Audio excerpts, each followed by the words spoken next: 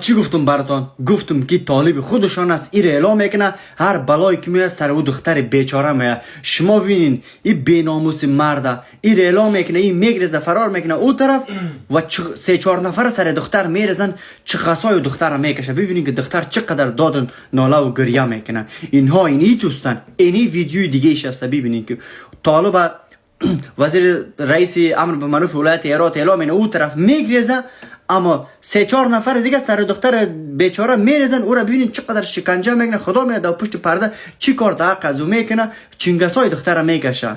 های بر پدر شما طالب پرستا، شما تروریستا لعنت. خدا شما را لعنت کنه. این ماه مبارک رمضان شما از خدا نمیترسین یک دختر شما مظلوم گیر کن، اینقدر اذیت میکنین و اینقدر بود ویدیوش میگیرین پستم میکنین.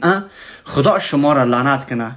وطن تیکه و پرچه کن، مردم در بدر کن. اینه ببینین با شما لابگرا، شما تروریست پرستا هنوزم از اینا طرفداری میکن. شما را به خدا طالب پرستا برای شما میگم، شما وجدانتان قبول میکنه